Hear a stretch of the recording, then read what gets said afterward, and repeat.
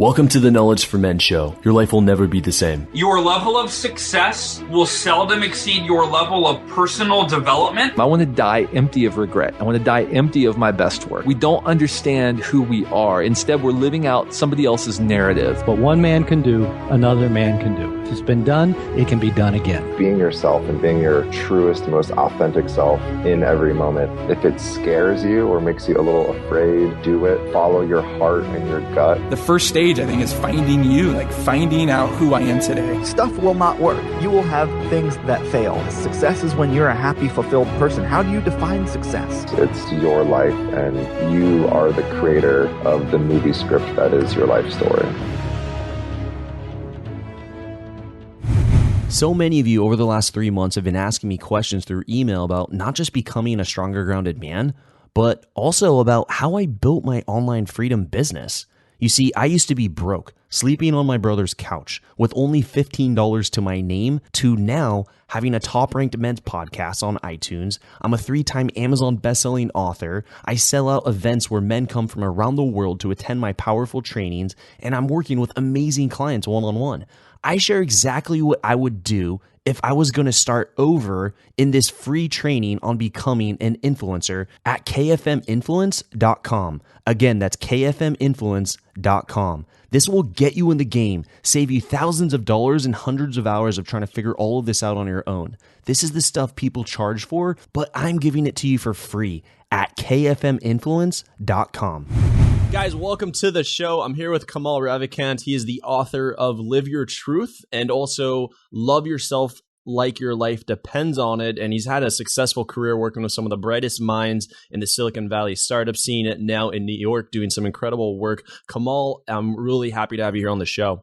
And thanks a lot, man. I also have a new novel that just came out. It's called Rebirth. Yeah, that's right. I'm looking at your Amazon page. So guys, check out Rebirth. It just came out just last month, right? Yeah, January 3rd. All right. And Kamal, we start off every show with a favorite success quote or a saying that you've lived by that's helped you incredibly on your journey. So what do you got and why did you choose that? Funny enough, I just tweeted that last night. I was trying to distill down things I believe into the shortest amount of words possible, like whole concepts I try to live by. And what did I tweet? I tweeted, "Destiny favors the committed." Destiny favors the committed. Okay. And what does that mean to you? Because I'm a huge believer, what I've learned in my life is I'm a huge believer in the power of commitment. And when I say commitment, I focus on the commitment to oneself, like making a vow or making a commitment to oneself, and then, just doing everything it takes to go and going all in to hold on to it, which is actually where Love Yourself came from, right? If you've read the book, it's like that vow I made to myself and how that changed everything for me. And it's like I've noticed that other things in my life, like being in the military or like doing startups, the level of commitment it takes to build something from nothing, right? Building teams and products and businesses or writing books. All of that has come from personal commitment or being in shape, or eating a certain way. All of that comes from actually making, whether we realize it or not, we are making personal commitments. And if we make them consciously and we keep them, I think that's where I'd say success and fulfillment comes from. And so is it possible that we are sometimes making unconscious commitments, such as I'm committed to my story, I'm committed to living in the past, but we don't even realize it? Oh, that's a good question. Never thought of it like that way. Honestly, don't know. I think we have enough mental garbage in there that just does its own thing. So what I try to do is my personal thing is just what is effective, what works, right? I only care about the results. So what I've known is a conscious commitment and actually like sticking to it every day, consistently is what transforms. Yeah. I think too, for me, commitment is being able to take the action when the feeling has gone away. And the feeling I'm talking about is the type of the motivation, the excitement when you're about to start a venture or a new project. It's really exciting. And then a week or a couple months in, you're not feeling the same, but being able to continue to take the right action to me is a commitment. Yeah, that comes from making a commitment. If you make a commitment, then it's easy, especially if you start to train yourself to be the kind of person that keeps their commitment to themselves. I think it's the best way to have confidence in anything, because then you just become the person that knows that, I need to face this. Fine, I'll make a commitment myself to face it and I'll figure it out. because that's what I've always done. What do you think happens to a man when he does not stick to his commitments? You don't trust yourself, and look, in life, if you trust yourself, you have such a big advantage over everybody else. And I'm not saying in a comparative sort of way. It's just if you trust yourself, my God, that's something very special about that. When you meet people and you feel that they have that rock solid sense of self, I mean, that's special. That's the kind of person you want on your team. That's the kind of person, who gets stuff done. I was going to say you're an investor. So is this something that you're looking for when you're about to invest in an individual or a company? Is who is leading this? Oh, it's someone told me this other day and I loved it. It's like you bet on the jockey, not the horse.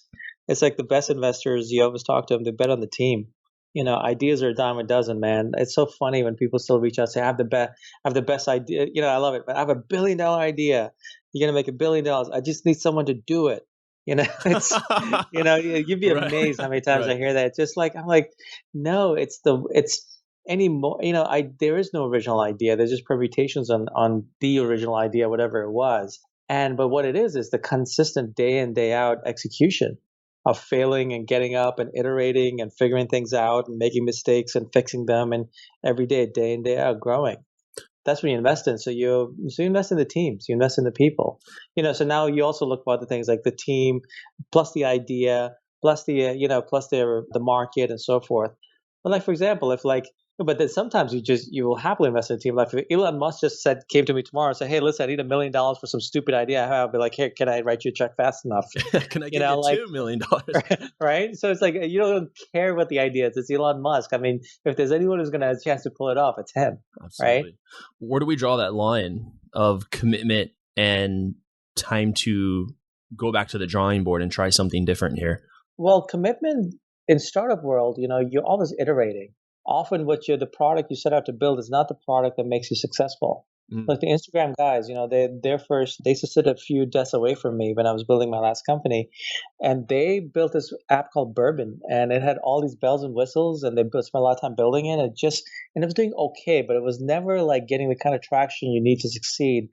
And so they, like, to their credit, I mean, which is, if you think about it, it takes a lot, is they went through and they stripped everything out and left in just one thing that they felt that they saw that their core users were using, and it was photos and filters. Renamed, they call it Instagram, and boom, a year later they sold it for $1 billion. Wow. So it's not that they were committed to bourbon, they were committed to creating a great product, and getting it out of market. Commitment to self. And also, when I say commitment to self, it's like commitment to be your best self, commit to love yourself, commit to, that. I believe in more in the concepts, because the concepts then become your guide, become your North Star. I'm not committed to love myself in an X sort of way. It's just whatever it takes. Yeah, I'm glad you brought up the topic here of love yourself. What does it mean to be committed to loving yourself? It's such a powerful phrase, I think, especially for men to hear. To love myself, we're constantly doing things for others. We're constantly serving others, our friends, our family, our significant other. But to actually look inward, I think, can sometimes be very challenging for a man. Yeah, the interesting thing is it's the least selfish thing we can do, because look, if someone's, I spent a good chunk of my life not loving myself, right? And when you don't love yourself, how do you think you treat the world? Even if you're a great person, ultimately, I think true narcissism is hating yourself. I think, like, real power, if you truly love yourself in a true way, you become a much better version of you. It's easy then to love others because it just comes out of you. And also, you put up with less shit. Excuse my language, but no, like you just put up with absolutely. You put up with less shit that is no longer loving for you. What does it look like to love yourself, and what does it look like when you don't love yourself? What would be an example of someone? Well, look, I'll give you from my life. Like sure. Like, I don't even think I ever believed in the word love, even in relationships, man. I was such an ass. I remember a girlfriend asking me, "Do you love me?" I was like, "Well, love is a relative thing." And this, oh, good God. I look back and I'm just horrified, I like spending time with you. Yeah, like, what guy hasn't done this? Like, I'm horrified. But look, it's like, I had to, like, everything had to fall apart for me. And I basically just reached out in desperation to try to figure my way to get out of it or die trying. And for some deep place this came out of me was like I was gonna just love myself or get out or die trying. And so then I made a vow to myself to love myself, and then because it was a commitment to myself, I had to keep it. And so I set out to figure out how to do it, and I figured out my own way, which is what I wrote about in the first book. And then it turns out it works for other people, and it turns out to be a very simple thing that works for all of us. So loving myself was actually end up becoming like almost like a mental emotional process. But I'll tell you what, not loving myself was making poor choices in business, in relationships, and the people I let in my life was in like even just like when you're being unhealthy, doing unhealthy behavior, that's not loving yourself. I feel like if every action you took and you ask yourself this question, if I love myself, with the if, because then it's a hypothetical thing. If I love myself, would I do this? If you just use that as a yes, no decision guide for your life, it would transform your life. So I'm in a business situation. So if I love myself, would I choose this path here? Would I choose this person in my life? Would I choose this food I'm putting in my body? Whatever. Yeah. And let's just be honest, we got to live sometimes too. If I love myself, yes, I will have that whatever that's bad for me, because I want to experience life in this moment, this way in this moment. Right. But man, if you go through life that way, you're living from a proactive place rather than reactive place, right? And power comes from going outward, not like just always just reacting. Mm-hmm. Yeah. Often men in your situation, I'm wondering if this was your case when you were really struggling, you're trying to find some answers, look outward to get that feeling of love, women or other external gratification, other significance. Sure. But you had to turn the mirror and look in the mirror and actually give love to yourself rather than trying to get love from other people. And dude, it changed my life. It saved my life and it changed my life. I really think this is a powerful message for men. I've often used this whole loving yourself and the question of if I truly love myself at a level 10, would I take this action for men who struggle with standing up for themselves? Oh yeah, that's really good. That's really good. Yeah, if you're familiar with this whole quote unquote nice guy type of syndrome, where like a guy just is constantly seeking validation through others or getting approval from others and doesn't stand up. I used to be one. Yeah, yeah. Probably still have some of that in me. It's there, but the question has helped so many men with this problem. Just if I truly love myself, because the answer. Yeah. Now it's just now that you're giving yourself the answer, you got to take the action. It's a muscle you build, right? Of course, taking the action is uncomfortable. If it was comfortable, everybody would do it. But as you do it more and more, you realize, the world didn't fall apart. The sun is still there. The moon is still revolving on the earth. It didn't come crashing in the Pacific. Like you just realize like these things these demons we build in our mind are nothing. They're just shadows, right? And that cushion is brilliant for it. Absolutely. You have this quote here that I think is really going to put my audience on the edge of their seats here. It's in the book, Love Yourself. You say the truth is to love yourself with the same intensity you would use to pull yourself up if you were hanging off a cliff with your fingers, as if your life depended on it. Wow. Yeah. That is a slap in the face, I think, right now for a lot of guys. Yeah. Imagine living from that place.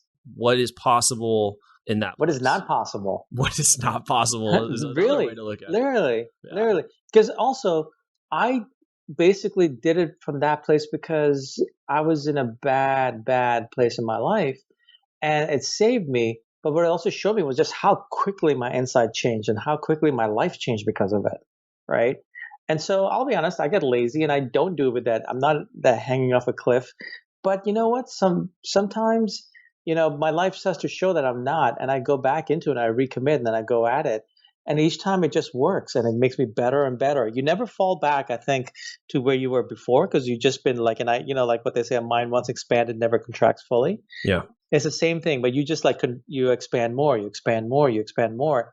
And the more intensity you can give to this process of loving yourself, just the more magic you have in life.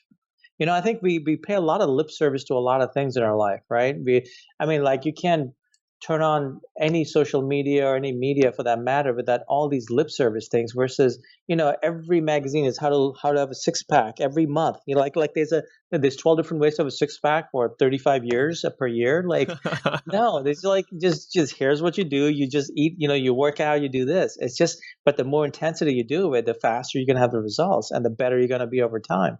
But yeah, that intensity, man, it's just like if anything's worth doing, really worth doing, it you want to start a founder who's that intense about, if you're an investor, about just getting the product out of the world. That's the one you're going to bet on, right? Just take that same intensity, turn it towards yourself. What I love about this is it's free. It's a choice. It's a perspective that we can make right now. Yeah, it's like, no one ever taught me this. I wish someone had when I was younger. Self-love 101 really would have man. been a good class. Not the kind of self-love I discovered when I was a teenager. Right, yeah. But really, I wish someone had taught me this. It would have saved me a lot of anguish, to be honest. I think this is one of the most powerful messages that I've shared in quite some time on this show. I've done about 350 episodes. Wow. And right now, I think men agree. I think it's like, yes, I need to love myself more. I have not been making this a priority, and this is something I want to do. But my question for you, Kamal, is you've been on so many interviews, you've probably been asked so many questions about this topic, but why won't some men do it? I've never been asked this question. Why won't some men do it? Why won't some people not get fit even when their knowledge is out there and it's easy if you really think about it? Right. I think we get caught up in our own stories, and ultimately, I think we're either driven by love or driven by fear. I mean, like we've all heard this before, but I think it's fear. And if we think we can't, if someone says, "Oh, it's not for me," that's fear. Because if you really love yourself, you would say, "I deserve this. I deserve to be fit. I deserve to be in shape. I deserve to be fully loved by myself, by everyone." Why don't people do it? I think it's fear. You can call it all sorts of different names, but fundamentally, I think it's just some sort of fear. I think so. I think along those lines, yeah. An analogy I would use sometimes with my clients which is very similar to this whole cliff, like loving yourself as if you're hanging on the edge of a cliff. Imagine if you were walking your mom down a park and someone shouldered her on accident or perhaps on purpose, and how fast you would stand up for her, how fast you would say something like, "Hey, what?" Not that you're trying to fight, but that you would address the situation instantly. Or perhaps your grandma, someone that you really care about, someone innocent, and how fast you would stand up. But sometimes in our own lives, those types of things are happening to us, but we don't stand up for ourselves with that same level of intensity as we would for someone else. That's a great analogy. Yeah, it's and heck, you know what? It's something I've discovered as well. It doesn't have to be even someone externally. Our mind does that to us very well. I've caught my mind doing that. I've caught my mind sometimes saying to me, "Who do you think you are putting this stuff out?" Even though I'm I don't know, tens of thousands of emails from people saying it changed my life, it saved me, I didn't commit suicide and all.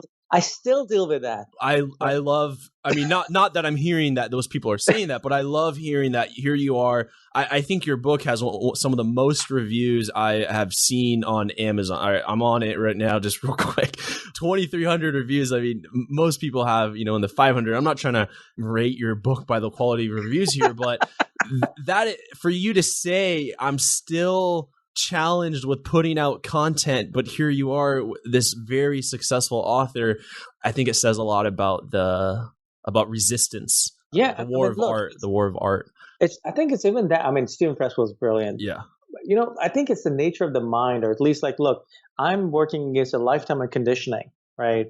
And my mind's conditioned me a certain way. But what happens with this is I catch it now, right? I'll catch that voice, and sometimes I'll just have listened to it out of instincts, and a half an hour, what the hell did I just do? And so then I will go and I will face that fear, and I will put something out just to face it. Mm-hmm. Yeah. But I think we don't need others to beat us up. We do a far better job than anybody else. we are our own, someone hitting a punching bag. Someone hitting a punching bag. We are doing that to ourselves a lot. Yeah. Someone asked me, "What are you best at?" I would say getting in my own way. Yeah. Really, I think the only thing I do is I'm working on getting out of my own way. And that's actually comes from, when you love yourself, as cliche as that sounds, you don't get in your own way. Would you get in the way of your grandma? No. Really, right? No, absolutely not. I'm really enjoying this conversation. I feel like I'm really just chatting more so than interviewing. Your second book here, Living Your Truth. Live your truth. Yeah. So Love Yourself, fantastic book, guys. Go get it. It's the best. Honestly, you like give your book away. It's like it's $2 Audible. I mean, you're really just putting the message out. But so guys, go get Love Yourself. Go to Amazon and get that. It's the best dollars that you're going to spend today. I'll tell you the reason why I made it so cheap. But also, I mean, something I've learned is, and I learned this in startup world. It's like if you like, for example, if you have a free app versus a paid app. It's a free app, like people download it, but most of them never open it. Mm-hmm. If they paid even $1.99 or $2 or whatever, they will at least open it. Mm-hmm. And I decided that I wrote this. I took a big risk in my life in putting this out. I thought I was going to be a laughing stock out of Silicon Valley. I would have, my good career be destroyed. It's not very vulnerable. It is the most vulnerable thing. It is the most vulnerable thing, actually. Yeah. Thank you. And I took a big risk, and I thought that if someone's going to get it, I want them to actually give it a shot. But then when it came out, I started to do well. I also realized something. It's a transfer of energy. It's like I gave so much. Most people don't realize how long it took to write this book and the level of intensity and passion I gave to actually craft every word, even though it's short. I cut out 90% what I wrote. Like every word had to matter. Wow. And what I gave, and then someone, if they give a little, it's like almost like they get something out of it, and they also get to give back to me, the author. And they don't have to give much. I'm asking, anyone can afford it. People have actually emailed to me and said, hey, can you just send me the PDF instead? I said, no. But you know what I'll do? I'll buy it as a gift for you from Amazon and send it to you. I want them to understand this is like we're gifting each other. Mm-hmm. Yeah. So which is why I do that. You got to have some skin in the game, and you're asking for a couple dollars here. So yeah, talking about, I do realize you crafted every word, because when I was reading Love Yourself and Living Your Truth, I was in Kindle, you can highlight, and I found myself highlighting, and I would be highlighting pages, and I'm like, this whole book is a quote. Like it's just all quotable. Everything is quoted. And so I had to stop highlighting. And I'm just like, this is just one of those books where every word counts, and it's that good, where there's no needed wasted sentences.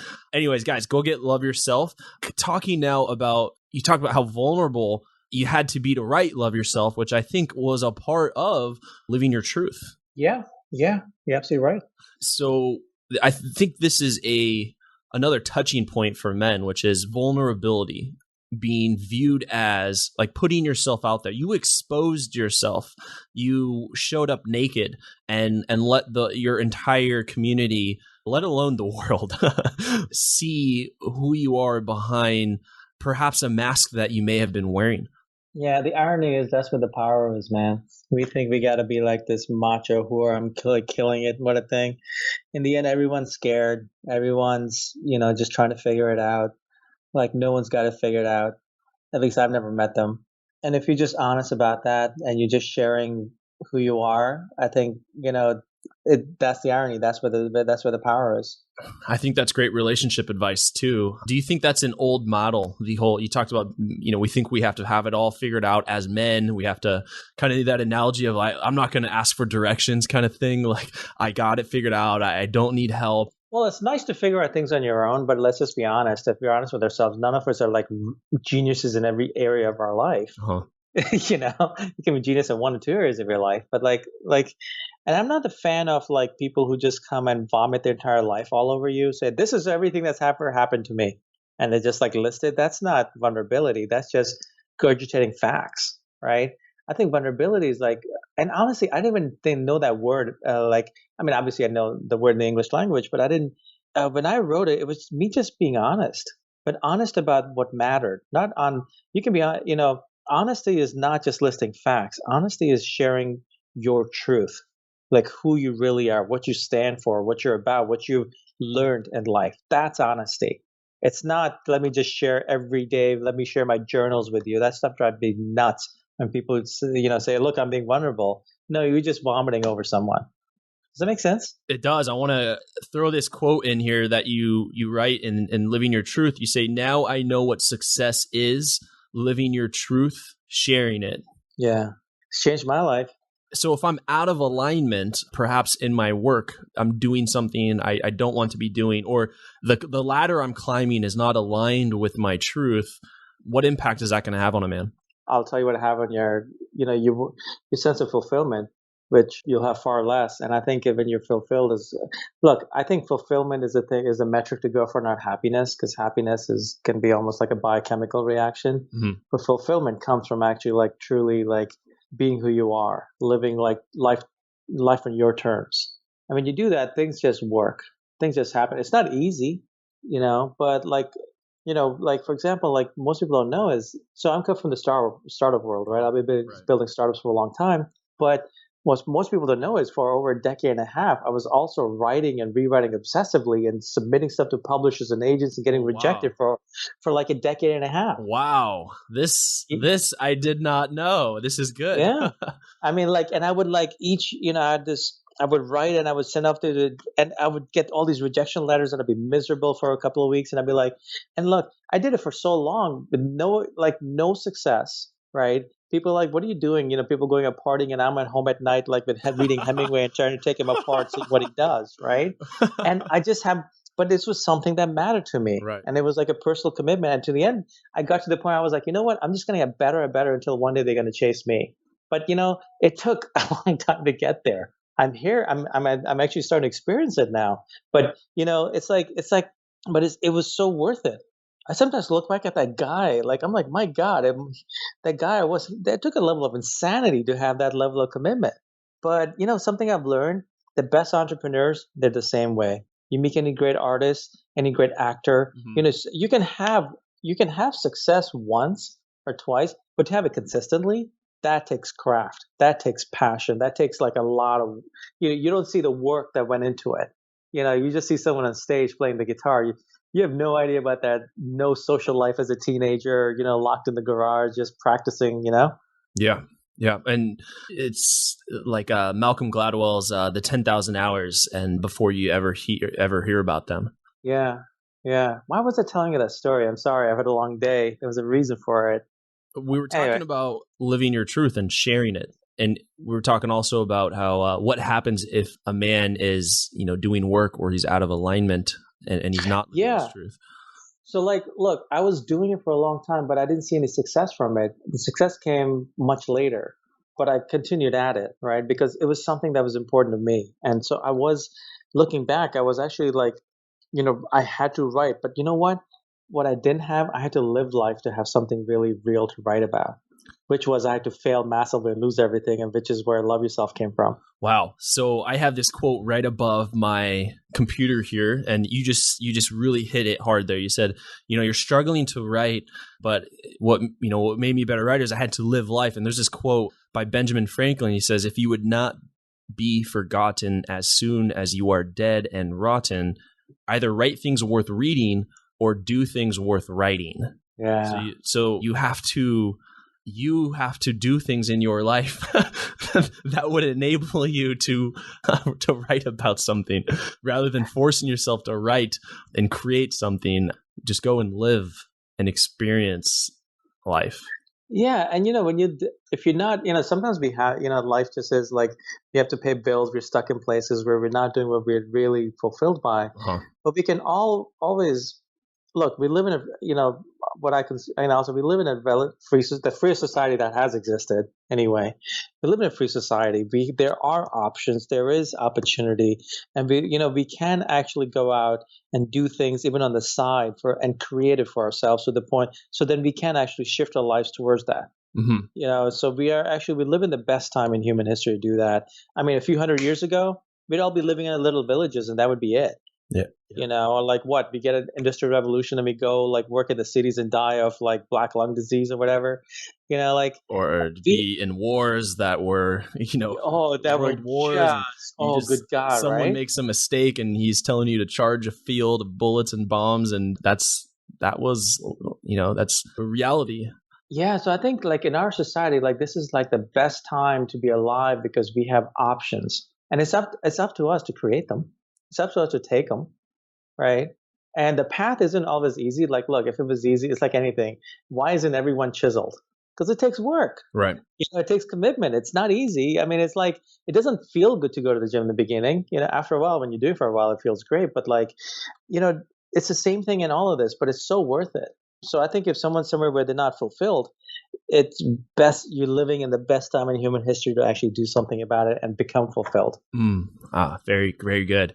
I wanted to share this because you're talking about writing and how you were just kept doing it and you weren't seeing the results and decades of work before you actually, I didn't know that. And that's good for me to know. I need to know that you had gone through some struggle before the success. I'm always, God. Yeah. I'm always listening for that when someone's talking. I'm like, I need to know his story. It helps me really trust in the work. But you have this quote. It says, if there's one lesson I've learned from failure and success, it's this: I am not the outcome. I am never the result. I am only the effort.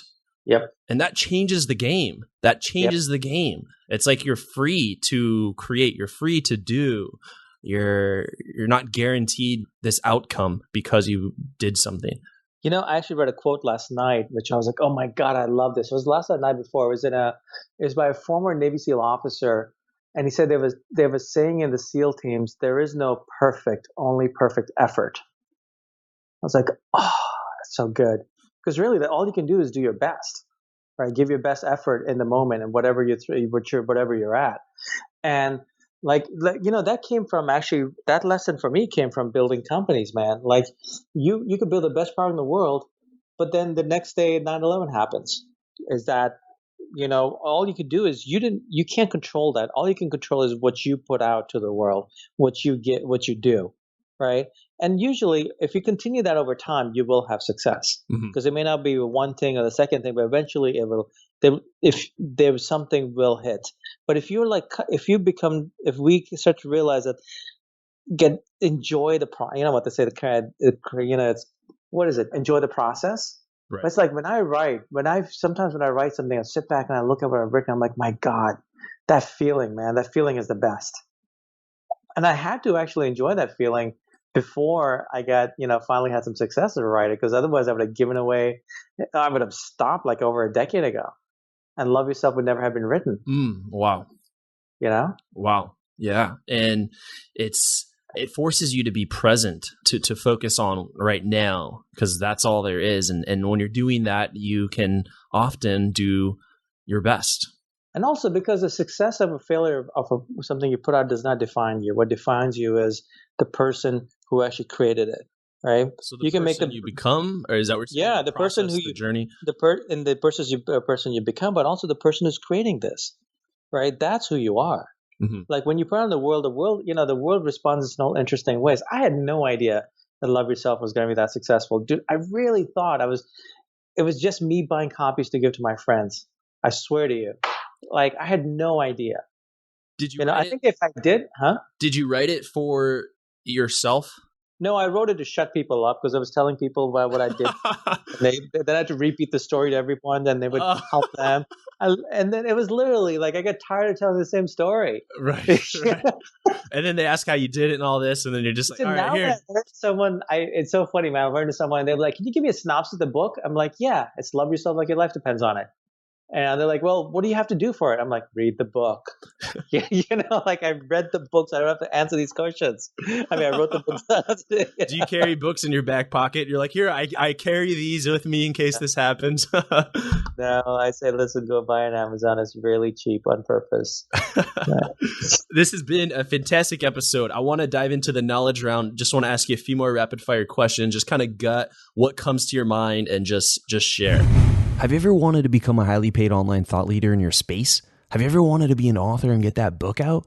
Have you ever wanted to speak on stage about something that you were passionate about and get paid for it? Have you ever wanted to sell courses online passively and wake up to seeing deposits made into your bank account while you were sleeping? So if you're interested in learning how to become a highly paid online thought leader and doing something similar to what I do, then you're going to love this free training I made for you, where I share the exact steps I would take to build an online thought leader business if I was going to start all over. Go to kfminfluence.com to get access to this training. Again, that's kfminfluence.com. You see, people kept asking me how I built knowledge for men in a relatively short amount of time. So I created this training for you to save you time and money so that you can go out there and make a massive impact and income in the world doing what matters most to you. Go to kfminfluence.com to get this training now. Welcome to the Knowledge Round, where the guests will be asked rapid-fire questions to give the audience invaluable pieces of wisdom to help transform their lives. Starting in 3, 2, 1, showtime. All right, so first question here is, what advice would you give to a man who's feeling really lost and unsure of his purpose? I think the whole thing about purpose is highly overrated. It's also just another thing to actually just feel bad about if you don't feel you have a purpose. I actually did that in my 20s, and what a waste of my mind and my time. I would say just whatever intrigues, go for it. Whatever you feel called to, fulfilled to, go for it. The path will show you your purpose. Great. Really. Great. And what do you think is holding most men back from becoming stronger, grounded men today? Fear. It's not just men, it's a human thing. Absolutely. It's fear, man. It's however we want to call it, whatever word, but fundamentally it just comes down to fear. Mm-hmm. How do you view fear, and how do you think like most people view fear? What's the difference here? How do I view fear? I don't know, man. Fear, it seems to be like, I think the brain is wired almost in this reactive protective mechanism of fear. And it's almost like I have to overcome it in every way and keep a watchful eye for it, so I don't make my decisions in life from it. Heck, forget decisions, just my own internal dialogue. Yeah, I was putting out something on Facebook, and I literally was lying in bed thinking, and I was thinking to myself, who do I think I am? Those actual words. Put this out. Wow. And that's after a day of reading, all these emails I get from people, readers saying that. That's fear. It's just garbage, man. But it's my mind trying to protect me from getting hurt, right? People may say, you're such an idiot for putting this out. And if they did, so what? The moon still revolves. The sun is still shining, It does. So with, anytime you're going to be this vulnerable and you're going to put yourself out there comes the critics. How do you respond and handle those type of negative, people on your work or on what you've created? Yeah, that actually, I remember the first negative reviews I got, they really irk, especially if people get personal, right? Mm-hmm, right. It's funny, man. You could have 1,000 positive reviews and someone puts a negative review and you pay attention to a negative review. It's like, what the hell?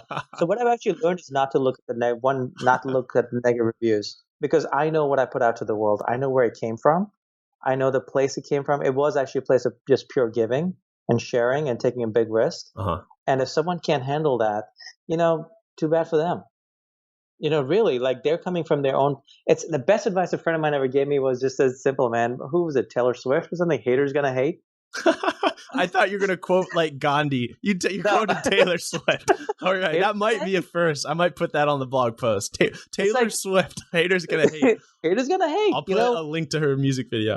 And you can't grapple with them, because what are you going to do? They're just going to bring you down, right? All you are is who, as long as you know who you are, that with what intention you put this out to the world, you stick with that. Haters going to hate, let them do their dance. They'll get bored. They'll go do it with someone else. But when you grapple with them is when they get interested in you. It's actually Cheryl Richardson, who's a beautiful human being, a very successful self-help author. She told me this. She said, I was setting up a Facebook page, and she said, there are people out there who are going to come on that page and vent, or just negative energy. And she said, Facebook is not a free society. She said, just delete them and ban them. You don't want that energy. Mm-hmm. Yeah. And you know what? So I started seeing that. It was beautiful. Just ban, delete. It's the best feeling ever. Don't you wish you could do that to people in your life just like that? You're negative energy, ban, delete. Yeah. So you're three. Go ahead. That's kind of like the mental model I use now for when I see haters. Haters gonna hate, ban, delete. Yeah, life is too short to spend time going back and forth with someone who. He's not going to change. He or she is not going to change their view. They're going to go to war. And even if they did, what benefit is it to you? It's can you imagine a life of just YouTube commenters? That's what hell is. A life of just YouTube comments. Oh, right? Man. So your 3 books here, Live Your Truth, Love Yourself, and your newest one that just came out this last month, Rebirth. I just want the audience, want to name those, give credit. But I'm wondering for yourself now, what have been 3 of your most influential books that have helped you along this journey, and why? I'd say The Alchemist, which I read years ago. Mm-hmm. Really it really opened my mind up in a way I hadn't seen a book hadn't done at that point in my life. It's a beautiful, beautiful fable. It's just transformative. I think everyone who reads it, I think everyone should read that book at some point in their life. Uh-huh. Two others, Farewell to Arms by Hemingway, just showed me what true writing was. It blew my mind. I actually remember picking up at Barnes & Noble and crying because I realized just how far I had to go as a writer to become, for true writing. But it gave me like a guide. I could star in the distance that I had to follow. And third, what's a third book that was transformative for me? I'm actually blanking, man. What are you reading this year that's great? Or I guess this year just started, but what are you reading recently right now? Or I'm reading Gabriel Garcia Marquez, 100 Years of Solitude, hell of a writer. I'm reading Tools of Titans, which is just amazing with Tim Ferriss. I'm reading Reinvent Yourself by James Altucher, which is just amazing. Yeah. I mean, James is, people should read. Tim is someone people should read. They're both transformative. Mm-hmm. And, they're both men, and they write from a man's perspective.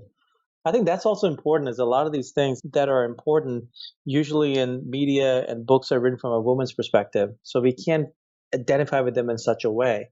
Versus if they're written from a man's perspective, I think we can empathize and we can learn. Yeah. So those books, those two guys, I highly recommend. Great books, and I want to check out that Hemingway book. I want to check out some of the words in there. And just for Hemingway, I would pick up his short stories. Okay. His Nick Adams short stories about that's basically autobiographical, and it's just, my God, that man could write. He was a true craftsman. Oh man, I'm excited. And this next question is more of a scenario. Kamal, imagine you had 60 seconds with 25-year-old Kamal. If you can envision where he is at, what he's doing today, what he would be doing today, personally, professionally, financially, and where he's at in his life. And knowing what you now know today, what would you tell him to do and what would you tell him not to do if you had 60 seconds with your former self? Don't get so fucking miserable over girls, just like over breakups. There's far more, and they're gonna be fun. But actually, no, that is important. Guys do get stuck in the breakup. It is a serious thing, and I think a lot of guys might not be aware. But thank you for sharing. But literally, I would have he knew it already, but I don't think he was fully living it. Was the power of personal commitment, and then I would just beat love yourself into him. My God, it would have changed his trajectory. Yeah, really good. Philosophy on a happy life, happy and fulfilled life, if you will. Happy and fulfilled life. I think for me, it's like if I'm just being my best self and giving to the world, that's when I'm fulfilled and happy. Mm-hmm. And when I say my best self, we all have our own definition for it, and we all know for ourselves if we really sat down what that is. I mean, I don't hit it. I don't think I've ever hit it fully, but as long as I'm working towards it, I feel life is good. It's something about I've been practicing lately with samurai philosophy, where I actually literally wake up and I'm sit there and think, I may die today. You should sit there and take that in. I may die today. When you start doing that, you just stuff slides off. Wow. Because one day that will be true. Yes. Yeah. I just asked myself that question, and I'm having my own experience over here. Yeah. that is, I think death is the nuclear bomb. Like if I'm ever in a really challenging situation and I ask myself hey, this doesn't go on forever. There's an end to this movie, and what you're experiencing today is not going to matter really. Why don't dwell on this. And when death enters the picture, I think life becomes very fragile, and the unimportant things seem to go away. Yeah, and it's pretty much all unimportant. That's the grand joke, right? That is the grand joke. And it's a thing. Why do we have to be 90 years old on a deathbed to all of a sudden get the whole thing and get the punchline? Right. Imagine getting the punchline early and living from that. Young and healthy. I'll tell you, if you have another minute, I'll tell you a funny story. Oh, absolutely. Let's do it. So breakups were always hard on me, and then who knows, maybe they'll always be hard on me. And my brother said something to me a couple of years ago. It's been a good amount of years ago. He was like, I was miserable over some breakup, and he was like, "Oh, do you remember so and so from 5 years ago?" I'm like, "Yeah." He's like, "When was the last time you thought of her?" I'm like, "I don't know." He's like, "Do you remember how miserable you were over that one?" I'm like, "Yeah." "How about the one after that?" But what about this one? Is she? I'm like, yeah, but this one's special. Wasn't that one special? Did you say that was special? He's like, Right, they're all special in their right. own special, crazy ways. Magical ways. It's just. I think getting older gives you the gift that life goes on, and as long as you work on yourself, you get better, and you look back, and you're just like, oh man, I can't believe I did that. Yeah, absolutely. Yeah. If you could go back and tell yourself something, slap yourself in the face. Yeah. So I would just be like, I've come really one thing I try to live by is whatever I go through, whatever I experience in life, good or bad, however you want to define it, I use it to make myself better. Mm-hmm. Yeah. Yeah. It's all because ultimately all I got is the man I am. Right. And as the man I am gets better and better, so I got something better and better. Yeah. And when you feel that way by yourself, it's beautiful, man. Like no one can give you that. Yeah. And you can search for the rest of your life trying to get it, but you can give it to yourself is really what your work has shown me. Thank you. Yeah, Thank it's you. been very enlightening. I have I usually just wrap up, but this question comes up here. And so, you're very talented. You could be widely successful in the tech space where there's likely to be a larger sum of a financial payout. I'm wondering in your career, like, how do you find that balance of where to spend your time on your creative work, like such as these books? Or I know you're not doing these to make money, but you're trying to just create and add value to the world, where your time could be spent somewhere else and you could make significantly more amounts of money. Well, I'll tell you from my personal experience, and it's just how I'm wired. Other people are wired differently. Some are wired like me. When I've gone for pure money, it's never worked out. Because, whereas where I've gone for something I care about, the money comes. It's cliche, but that's honest to God. That's how life works. I swear to you, that's how life works. I'm not saying the process is easy. It requires work. It requires faith. It requires commitment. But it's like life requires us to step up, and then life gives. And that's okay. We prove ourselves. It's the contract. Have you found in being around such, I guess, affluent individuals in Silicon Valley or even in New York yourself, where money just doesn't, is there a tipping point where you find that money just doesn't make a difference in your life? I know it's got to be different for everyone in terms of what they value and how they want to live, but it's kind of where I'm experiencing a lot of growth in my business, and I'm just seeing like money doesn't necessarily make me any happier. I may have been happier when I was broke. I think it's an interesting conversation because a lot of people, especially men, we wake up and we validate ourselves through our net worth rather than what we are, what we're talking about here. Yeah, look, money's nice. I'm not gonna I work for it, and I'm grateful for it, and I would like to have more of it, and I'll be grateful for that. Right. But I think honestly, the ones that I noticed that are actually like fulfilled are the ones who are actually doing what they want to be doing. They made enough money, but they're still doing it. Why? Because they enjoy it. Yeah. The sense of being has to have that. If they stop doing it, just we sat on a beach and drank Mai Tais, they would go insane. Yeah, it's boring. Yeah, it's cool for that whole cliche thing that we built up, thinking, oh, you just make enough money, you retire, then we just play golf all day. Most successful people I know, would go insane doing that. And there's something beautiful in actually going out there and being productive and creating, but on your terms. So if you're doing that and the money's coming in, man, power to you. Keep getting more. Yeah. I honestly think we've given so much that we should cut it, because the mind of our listeners wow, there's so much meat. We've really served them a plate of filet mignon. No sides in this episode. It's all meat and power and wisdom. And it's been a fun conversation. I genuinely just am talking to you like as if we're having coffee. I really enjoyed this. What's exciting you today? Your new book, Rebirth, A Fable of Love, Forgiveness, and Following Your Heart. I have not checked that out. I will certainly check that out, and I encourage the listeners to check that out. But what's exciting you in this new year? That's a good question. A bunch of different writing projects. That's my thing. I was put here to write and to learn, to grow, and to write from that place. So more writing, and just creating, man. I'm best when I'm creating and sharing. And actually, for a while, I actually was kind of like very low key, kind of hiding. Where I was like, no, my books are out, let that be it. And now I realize that I'm actually not doing anyone any service by hiding myself, where, saying yes to these interviews, because that was also coming from fear versus like, look, whatever I can give to the world by sharing of myself, it's a good thing. And you know what? It's good for me. Every time I do one of these, I learn with the stuff that's spewing out of my mouth. You don't even know what's coming out. You're like, that's good. It's good for me. I'm growing in the process, so I'm curious. I'm fascinated to see like where this is going to take me in my own personal growth.